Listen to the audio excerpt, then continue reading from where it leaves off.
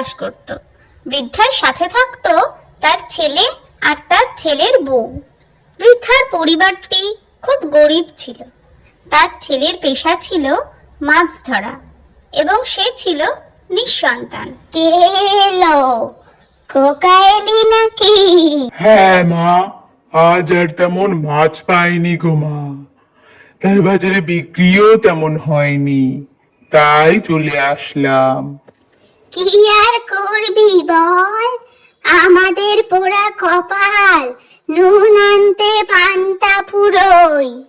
আমি রোজই ভগবানকে ডাকি আমাদের কষ্ট দূর করে দেওয়ার জন্য, কিন্তু ভগবান শোনে আর কই। আসুন মা, খেয়ে নেবেন। তুমিও আসো, সেই সকালে বেরিয়েছো, খেয়ে নেবে চলো।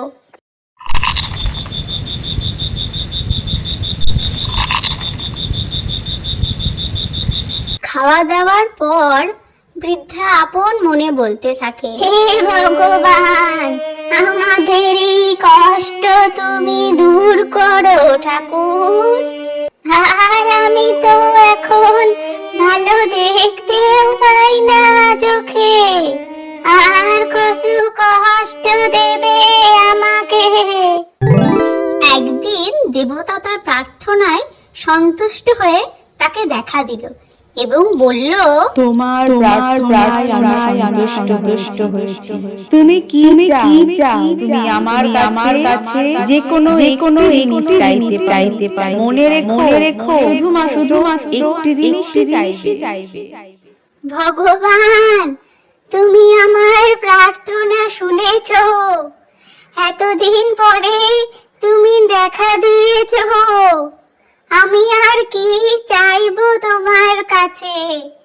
তুমি আমাকে কিছুদিন সময় দাও, আমি ভেবে বলবো। এই শোনার পর ভগবান সেখান থেকে চলে গেলেন। তারপর বৃদ্ধা অনেক ভাবতে লাগলো, কি চাওয়া যায়, কি চাওয়া যায়। অনেক ভেবে সে সিদ্ধান্ত নিল তার ছেলের সাথে এই বিষয়ে পরামর্শ করবে। খোকা, তোকে তো সবই বললাম কাল রাতের ঘটনা, এবার তুই বল আমি কি চাইবো ভগবানের কাছে? সব কথা শুনে ছেলে বলল, মা, তুমি বরং ভগবানের কাছে আমার জন্য একটি সন্তান চাও। জীবনে যদি বাবা না হতে পারি, তাহলে আর এই জীবনের মূল্য কি বলো? তুমি আমার জন্য ভগবানের কাছ থেকে একটি সন্তানের প্রার্থনা করো। ছেলের এই উত্তরে বৃদ্ধা সন্তুষ্ট হলো না। সে ঠিক করলো আরো 2-4 জনকে জিজ্ঞেস করব, তারপর ঠিক করবে সে কি করবে। ও কমলা, তোমার সাথে আমার কিছু কথা ছিল। আমাকে গত রাতে ভগবান দেখা দিয়েছে এবং একটি বর চাওয়ার কথা বলেছে।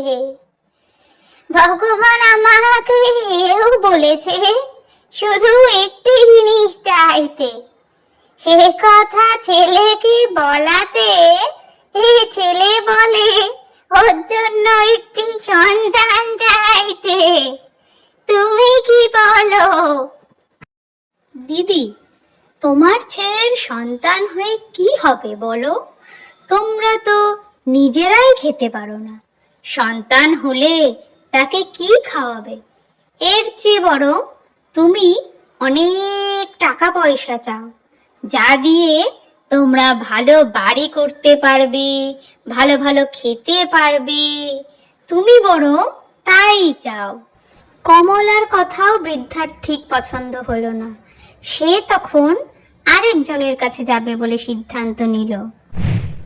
ভাই ঘনা, তোমাকে তো সবই বললাম, এবার বলো ভগবানের কাছে আমি কি চাইবো?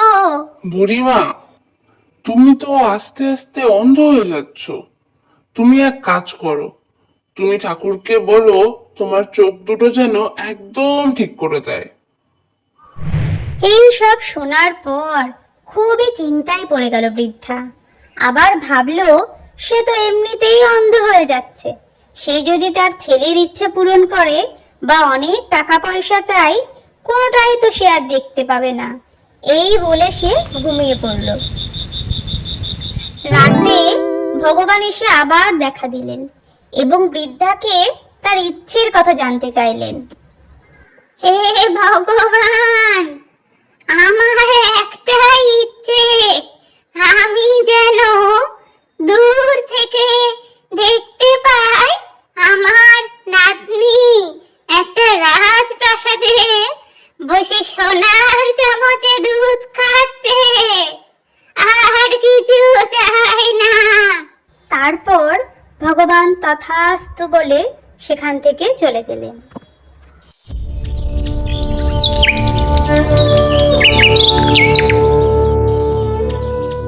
পরের দিন সকালে বৃদ্ধার একটি সুন্দর ফুটফুটে নাতনি হলো, তাদের রাজপ্রাসাদের মতো বাড়ি হলো এবং তারা সুখে শান্তিতে থাকতে লাগলো।